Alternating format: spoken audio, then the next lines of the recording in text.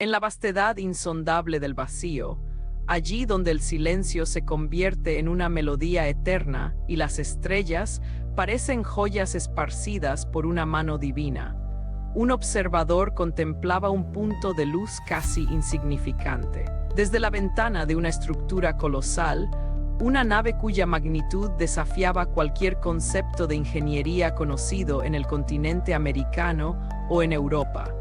Este ser fijaba su atención en una pequeña esfera azulada que flotaba en la distancia. Para cualquier otro, ese punto no sería más que un destello en la inmensidad, pero para él, representaba el escenario de sus recuerdos más profundos y de las luchas más amargas. Aquel observador, cuya esencia había transitado por múltiples ciclos de existencia, sentía cómo la memoria de su última estancia en ese mundo lo envolvía de nuevo. Recordaba la sensación del viento árido, el sabor del polvo en los labios y la pesada responsabilidad de ser la voz que clamaba en la soledad de la tierra. En su mente, las imágenes de un pasado lejano se entrelazaban con la realidad de su posición actual, en una de las muchas moradas que existen más allá de las fronteras de la percepción común. El ambiente dentro de la nave era de una serenidad vibrante, un nivel de conciencia donde el tiempo no se mide por segundos, sino por la profundidad del entendimiento. El observador intentaba descifrar, una vez más, la estrategia de aquel que todavía permanecía en la superficie de ese punto azul, entregado a una misión de amor y sacrificio que superaba cualquier lógica humana. No era fácil comprender la magnitud de lo que estaba ocurriendo allá abajo. Mientras él disfrutaba de la gracia de la perspectiva cósmica, el maestro caminaba entre los hombres, ocultando su autoridad celeste bajo la piel de un simple habitante del mundo. La atmósfera en la nave estaba cargada de una expectación contenida.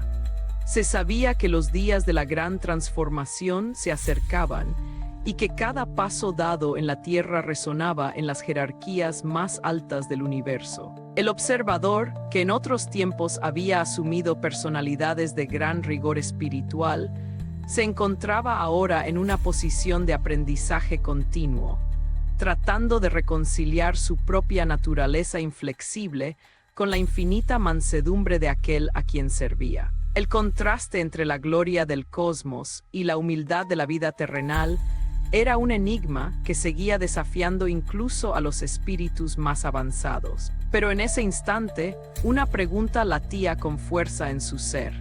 ¿Qué fuerzas estarían realmente moviéndose detrás del velo de lo visible? ¿Y qué destino le aguardaba al enviado que se atrevió a desafiar la oscuridad de un mundo entero?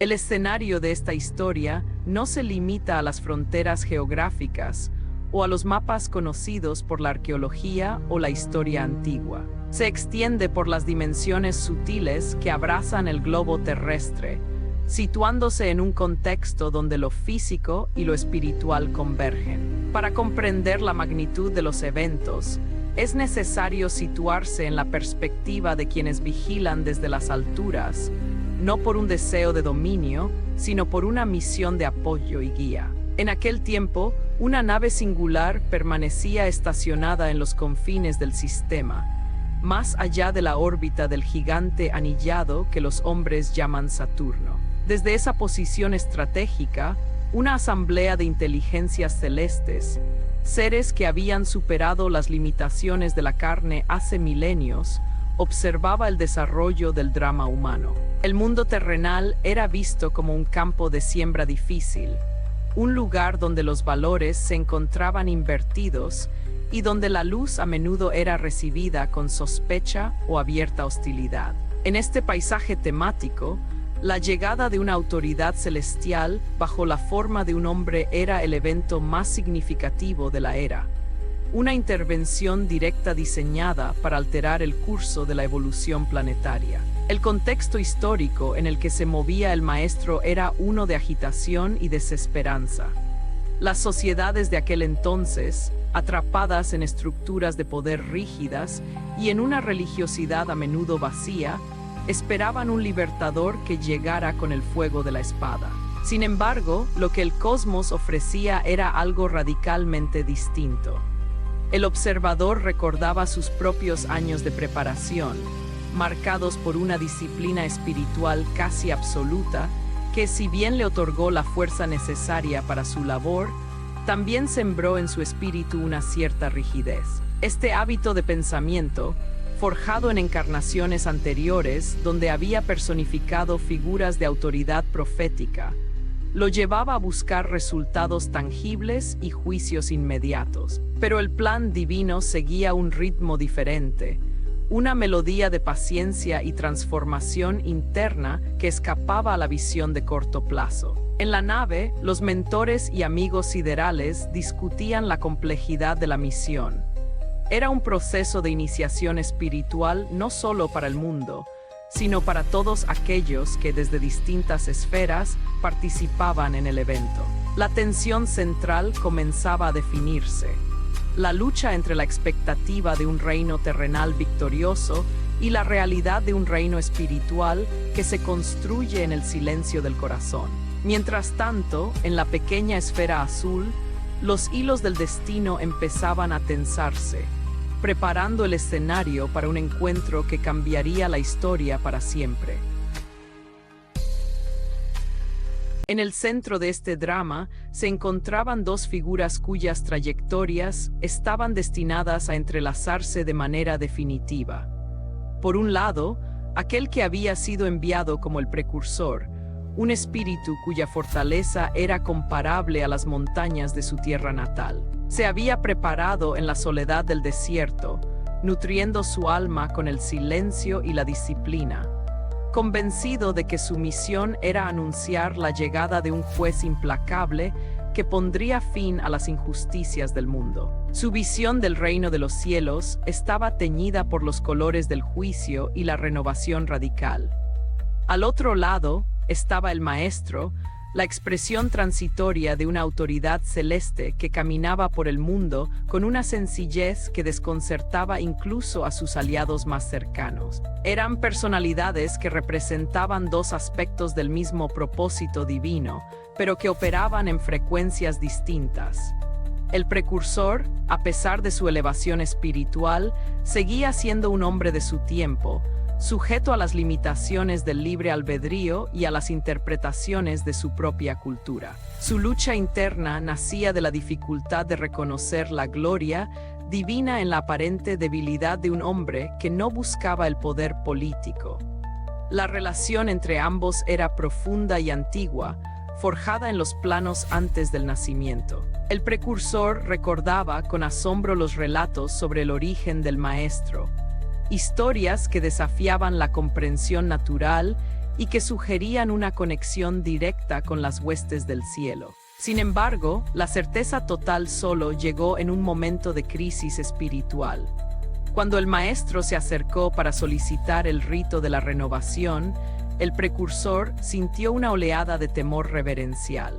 ¿Cómo podía él, que se sentía pequeño ante tanta luz, realizar un acto de purificación sobre quien no tenía manchas? Fue un instante de tensión absoluta, donde el orden establecido parecía tambalearse. La insistencia del maestro, cargada de una dulzura y una firmeza que no admitían réplica, marcó el inicio real de su ministerio público. En ese momento, los cielos se abrieron ante los ojos del precursor de una manera que nadie más pudo percibir. No fue solo un fenómeno simbólico, fue una manifestación técnica y espiritual de proporciones cósmicas.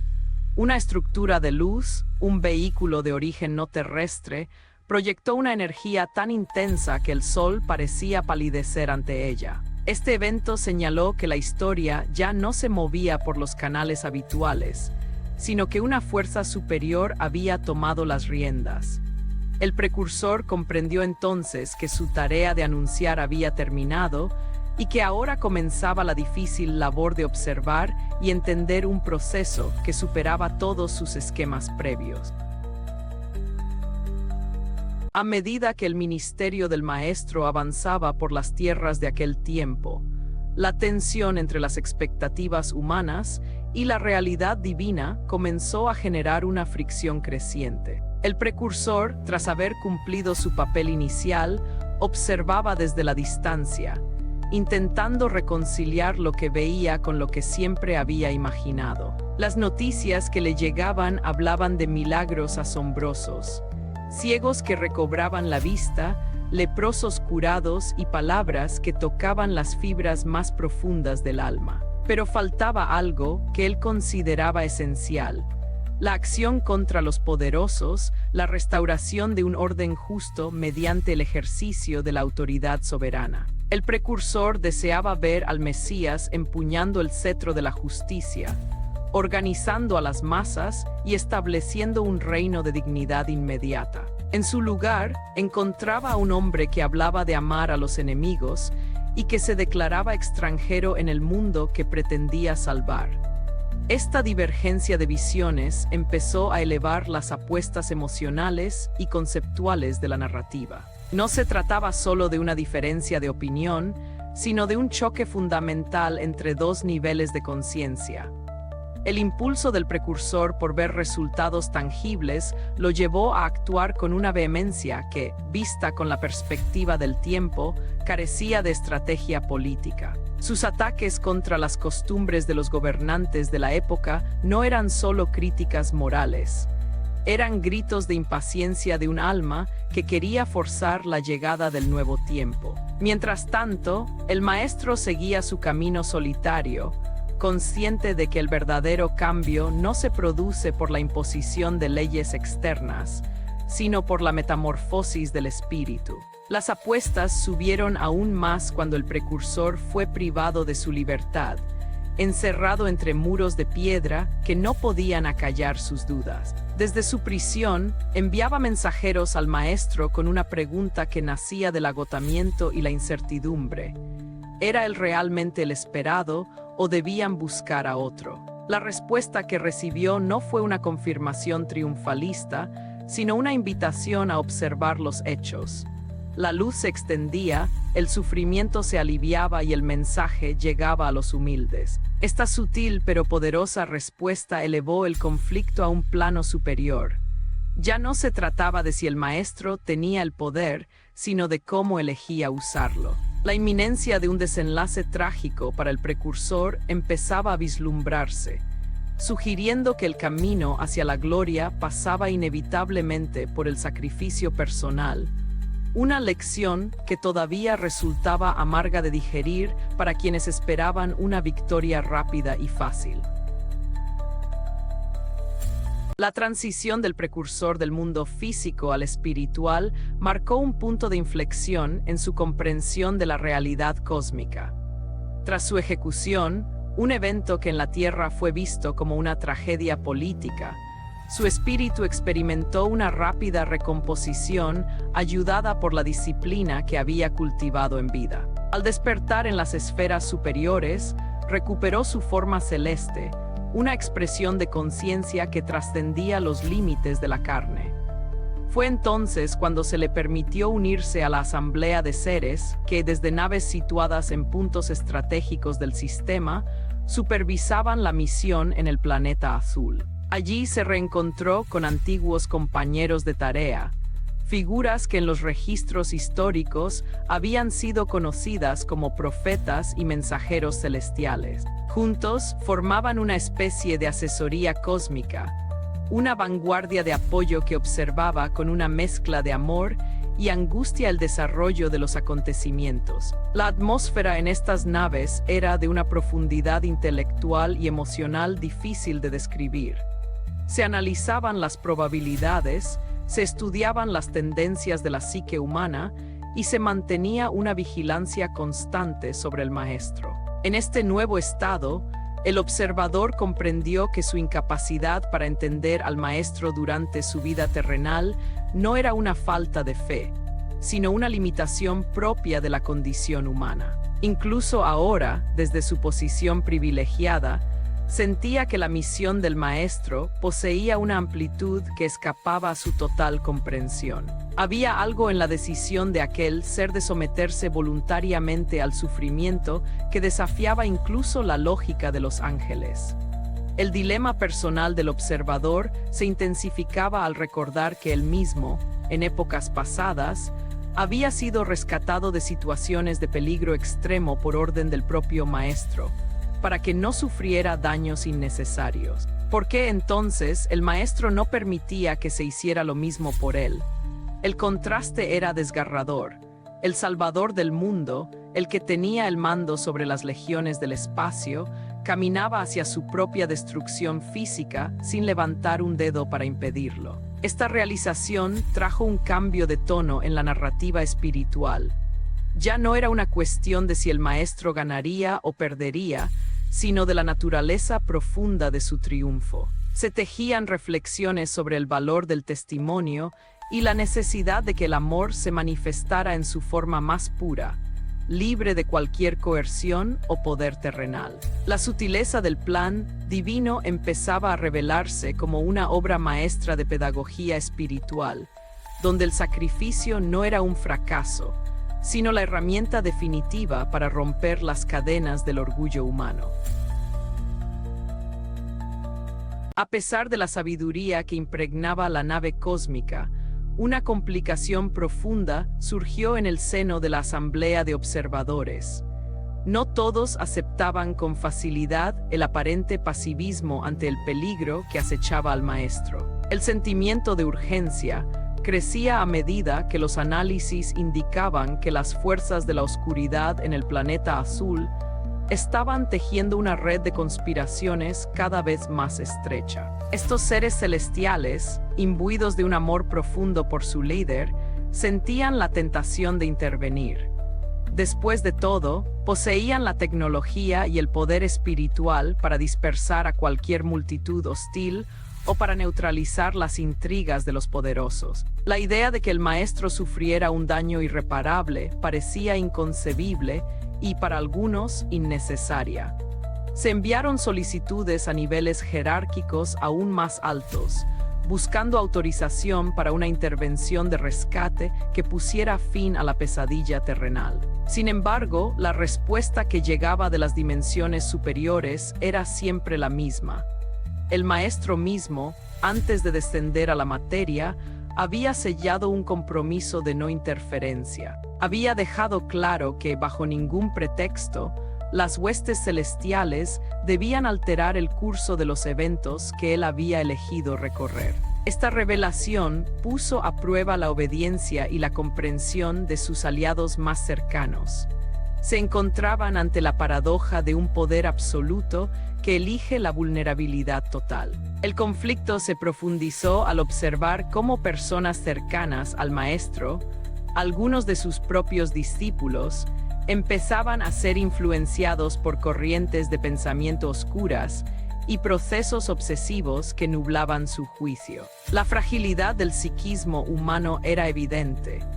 Incluso aquellos que habían estado en la presencia directa de la luz no lograban mantener siempre un campo vibratorio protector cuando se encontraban solos. La asamblea veía con dolor cómo se preparaba el escenario para una traición, no como un evento aislado, sino como la culminación de siglos de deudas kármicas y ambiciones personales. El tiempo se agotaba. Los cálculos sugerían que al maestro no le quedaba mucho más de un año de ministerio antes de que las fuerzas en su contra alcanzaran un punto crítico. La tensión en la nave era palpable, un nudo de ansiedad cósmica por el destino de un hermano que se negaba a ser salvado por manos externas, prefiriendo que la redención viniera de la propia transformación de la humanidad. Con la resolución de observar más de cerca, la asamblea decidió aproximar una de sus naves menores a la atmósfera terrestre.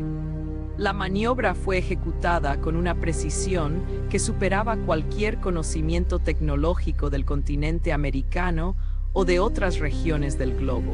Una pequeña delegación de seres, entre ellos el antiguo precursor y otros mensajeros históricos, proyectó sus cuerpos energéticos hacia los ambientes espirituales que rodeaban los lugares donde el maestro se desplazaba. La intensidad del momento crecía. La cercanía permitía percibir no solo las palabras, sino las vibraciones más sutiles de la atmósfera que rodeaba al enviado. Lo que descubrieron fue una escena de una complejidad abrumadora.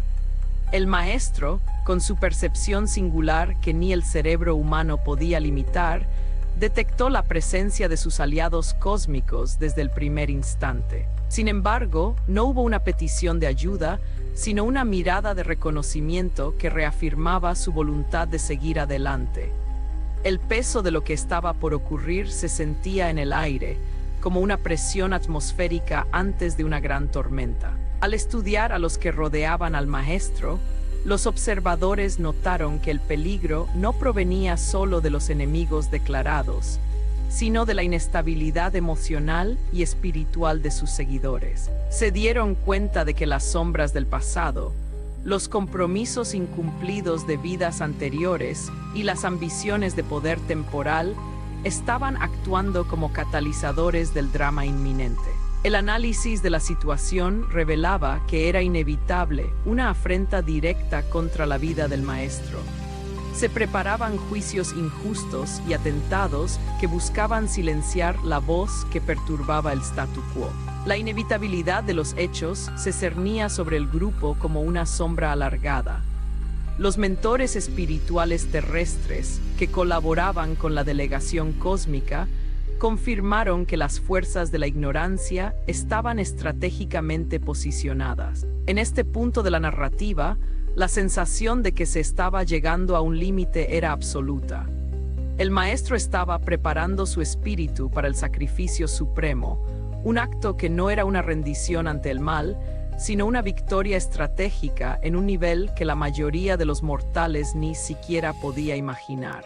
La presión montaba, y el sentido de una cita ineludible con el destino se cristalizaba en la conciencia de todos los involucrados.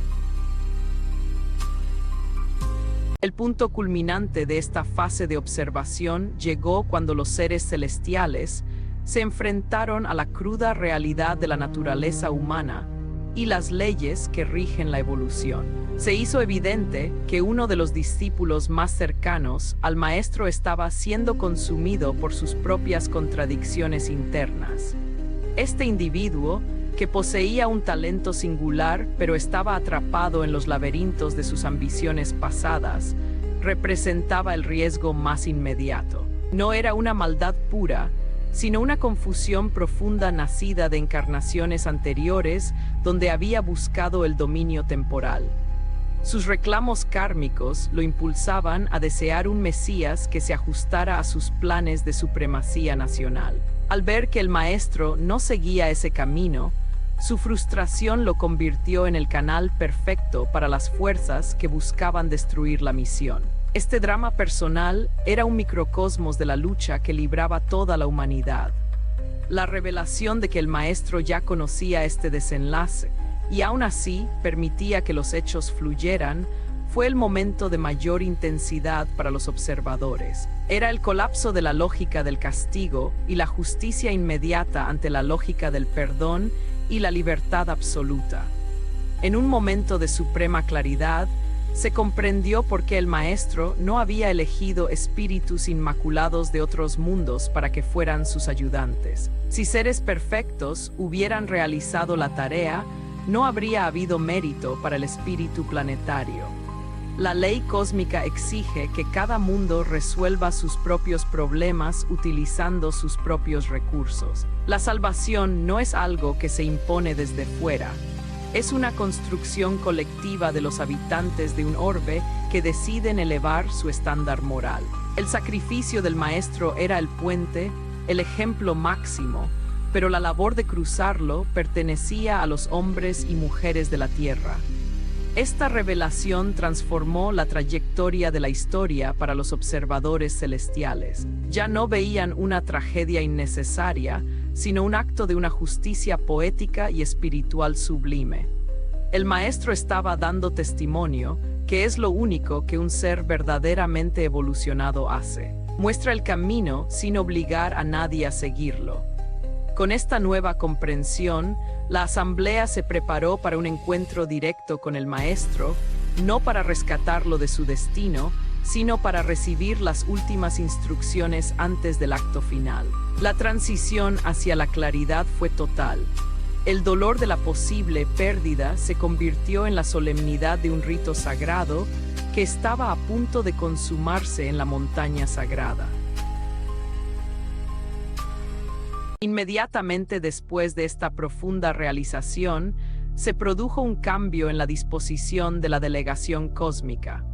La atmósfera de urgencia se transformó en una de respeto profundo y silencio reflexivo. Al comprender que el maestro estaba operando bajo leyes que garantizaban la libertad del alma humana, los observadores sintieron el peso de la responsabilidad que recaía sobre la humanidad. La primera oleada de consecuencias fue una sensación de vacío protector. Las jerarquías superiores, aunque presentes y vigilantes, se retiraron a una distancia metafórica para permitir que el drama humano se desarrollara según su propia lógica. Este alejamiento no era abandono, sino el mayor acto de amor posible. Permitir que el ser amado elija su propio camino, incluso si ese camino conduce al dolor. Los seres en la nave menor experimentaron un cambio vibratorio. Sus mentes, antes agitadas por el deseo de acción, se aquietaron para absorber la lección de que el verdadero poder reside en el control sobre uno mismo y no sobre los demás. En la Tierra, el ambiente se volvía cada vez más denso.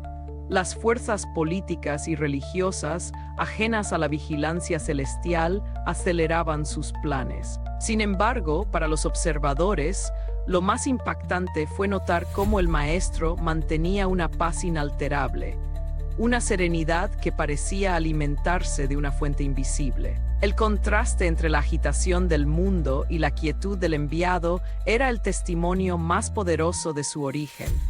Capturaron el cambio situacional. La misión ya no era solo de enseñanza, sino de resistencia espiritual. Se permitió un breve espacio de tiempo, una pausa en la narrativa de los hechos, para que los observadores procesaran la magnitud de lo que significaba el libre albedrío en un mundo primitivo. Era una verdad dura: el progreso no puede ser regalado, debe ser ganado a través del esfuerzo y a menudo del sufrimiento rectificador. Este respiro permitió que el peso de los eventos se asentara, preparando el terreno para las resoluciones internas que cada uno de los seres celestiales debía tomar respecto a su propio papel en el futuro de ese planeta. La resolución de este capítulo de la historia celestial trajo consigo una profunda transformación interna para aquellos que vigilaban desde las naves. El antiguo precursor, que una vez fue el profeta de fuego, reconoció finalmente que su visión del juicio era incompleta ante la infinitud del amor que el maestro estaba demostrando. Esta transformación interna fue el fruto más valioso de su observación. Entendió que su propia labor de preparación no había sido solo para el pueblo, sino para su propio espíritu, que necesitaba aprender la lección de la mansedumbre. Las consecuencias externas en la tierra seguían su curso, pero en el plano de la conciencia, la batalla ya se había ganado. El ejemplo del maestro empezaba a germinar en los corazones de los observadores como una nueva ley de vida, una que prioriza la construcción de las moradas del espíritu por encima de cualquier estructura de poder temporal. Se hizo evidente que el ministerio del maestro, aunque corto en años terrestres, dejaría una huella indeleble que resonaría por milenios. La lección central que emergió de estas reflexiones fue que la verdadera redención no consiste en ser salvado del sufrimiento, sino en transformarse a través de él. Los apóstoles y familiares del Maestro, con todas sus imperfecciones y deudas kármicas, fueron vistos no como fallos en el plan, sino como los candidatos ideales para demostrar que el cambio es posible para cualquiera. La transición hacia el cierre de esta etapa fue natural y fluida. Los observadores aceptaron que su papel era ser guardianes del mensaje, testigos mudos de un sacrificio que abriría las puertas de la evolución para todos los habitantes de la Tierra. El asentamiento emocional fue total. La angustia se convirtió en una solemne devoción y la duda en una certeza inamovible sobre la sabiduría del Padre Celestial y sus prepostos. Al unir los hilos de esta narrativa cósmica, emerge una síntesis de profundo significado filosófico. El encuentro entre lo terrestre y lo extraterreno, entre la carne y el espíritu, no fue un evento de ciencia ficción, sino una necesidad evolutiva. Se reveló que la Tierra no está sola en su lucha.